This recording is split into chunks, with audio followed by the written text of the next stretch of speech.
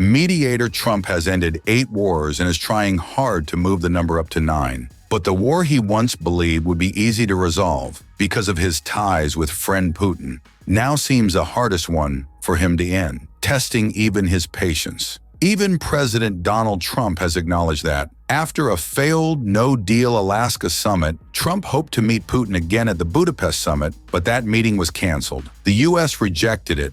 Trump canceled it, as Putin was hell-bent about taking control of the remaining Donetsk territories as a precondition for peace talks, and Trump didn't like it, hence the cancellation. But Trump and co. are not backing down anytime soon, trying hard to settle the Ukraine-Russia peace deal, or rather, a pro-Putin peace deal.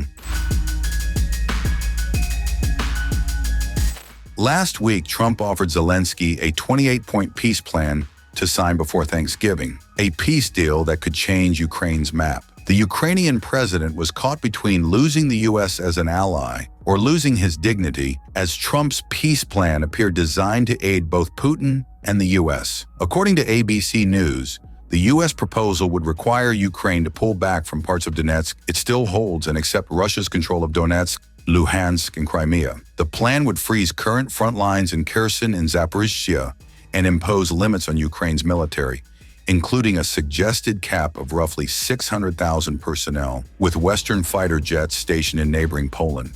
Sounds less like a peace deal and more like a Russian wish list.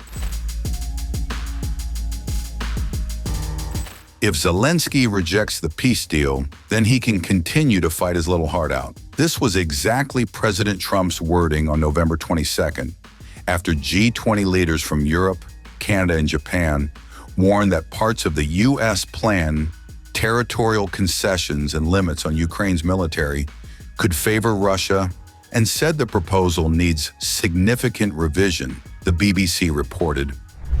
I would like to get the peace. It should have happened a long time ago. The Ukraine war with Russia should have never happened.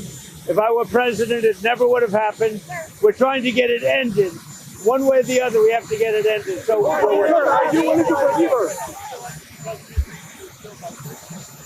then he can continue. Then he can continue to fight his little heart out. However, on November 24th, senior officials from both Ukraine and the U.S. met in Geneva to revise the 28-point draft plan, after which Trump cryptically said that some big progress might be happening, but don't believe until you see it. It sounded more like a warning. This comes just 3 days ahead of the deadline. Trump's 28-point peace plan stunned Ukrainian President Volodymyr Zelenskyy, but he remained polite in responding to the U.S. and called for revisions. However, Zelenskyy's European ally and French counterpart Emmanuel Macron bluntly demanded improvement in the plan and wanted it discussed, negotiated better. The initial U.S. ceasefire plan alarmed European capitals because it would require Ukraine to drop its bid to join NATO. So Macron asked Europeans to avoid any signs of weakness that could encourage Russia in its strategic confrontation with Europe. We want peace, not capitulation. Macron made clear, loud and clear.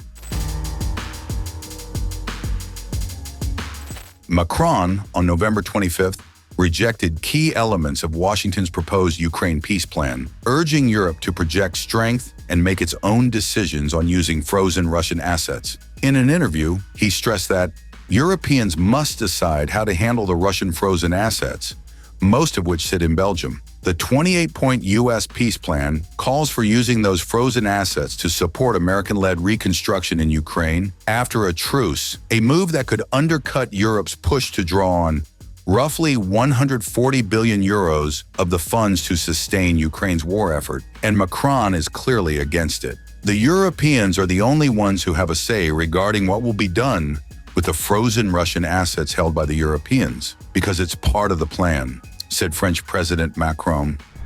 We want peace, but we do not want a peace that is in fact a capitulation, that is one that puts Ukraine in an impossible situation, that gives Russia complete freedom, essentially, to continue to go even further, including against other Europeans, and that puts all our security at risk. Would Donald Trump's plan amount to a capitulation for the Ukrainians? The plan that was proposed by the United States of America is an approach that goes in the right direction towards peace. Then, there are elements in this plan that deserve to be discussed, negotiated, and improved. Some say it was written. I think it's an American desire, once again, to try to achieve peace following discussions that were held with the Russians. So, that means that what has been put on the table gives us an idea of what might be acceptable to the Russians. But does that mean it's what should be accepted by the Ukrainians and the Europeans? The answer is no. Otherwise, nothing should have been done since February 2022. So the Ukrainians are the only ones who can decide what concessions they are willing to make regarding their territory and everything that concerns them, the language, the constitution, etc. The Europeans are the only ones who have a say, because it's part of the plan, in what will be done with the frozen Russian assets that are held by the Europeans. That's part of the plan today. Donald Trump would like to recover half, 100 billion of these frozen assets that are held in Europe. They're in Europe, so Europeans decide. I can confirm that. So far, the U.S. hasn't said anything further about the Ukraine peace plan, but let's look at what Rubio had to say following the Geneva talks with Ukraine. We began almost 3 weeks ago with a foundational document that we socialized and ran by both sides, and with input from both sides. And one of the things that happens when you've been involved in this now for 10 months is you get a pretty good sense of what the priorities and the red lines and the important issues are for both sides. And so that allowed us to create a foundational document, which has been an ongoing working document. In fact, over the last 96 hours or more, there's been extensive engagement with the Ukrainian side, including our Secretary of the Army and others being on the ground in Kyiv, meeting with relevant stakeholders across the Ukrainian political spectrum, in the legislative branch and the executive branch and the military and others, to further sort of narrow these points. We arrived here today with one goal, and the goal was to take is 28 points or 26 points, depending on which version as it continued to evolve, and try to narrow the ones that were open items. And we have achieved that today in a very substantial way. Now, obviously, like any final agreement, they'll have to be agreed upon by the presidents. And there are a couple issues that we need to continue to work on. But I think the report today is that I think today was worthwhile. It was it is probably the most productive day we have had on this issue. Maybe in the entirety of our engagement, but certainly in a very long time. But work remains, and because this continues to be a working process, I don't want to declare victory or finality here. There's still some work to be done, but we are much further ahead today at this time than we were when we began this morning, and where we were a week ago for certain. Okay? You said about a couple of issues. Yes. Remains. Could you please specify on that? Well, I'm not going to get into the details on the issues. This is a very delicate moment, and it's important. Like I said, there's not agreement on those yet. Some of it is semantics or language. Others require higher level decisions and consultation. Others, I think, just need more time to work through. As an aside, I will mention that there were items that we were discussing as part of the original 28, or it evolved. This is a living, breathing document. Every day with input, it changes. There were some that involved equities or the role of the EU or of NATO or so forth. And those we kind of segregated out because we just met with the national security advisors for various European countries. And those are things we'll have to discuss with them because it involves them. So we sort of really focused on the ones that were bilateral in nature for the most part. So there are a couple, none of it insurmountable. I can tell you that the items that remain open are not insurmountable. We just need more time than what we have today. I honestly believe we'll get there. Has Ukraine indicated to you that it's prepared to compromise, for instance, some of those key issues like territory in exchange for peace with Russia? Have they suggested that they are prepared Well, to I'm not going to, look, it's not because for purposes of evasion. It's just, I'm not going to get into the details of the topics that were discussed because this is an ongoing process. What is important to understand and how these things work is you have to, in order to have a proposal, you have to write it. If it's just verbal, it's in the air. You have to put it down on a piece of paper, and just because it's printed on a piece of paper doesn't indicate finality.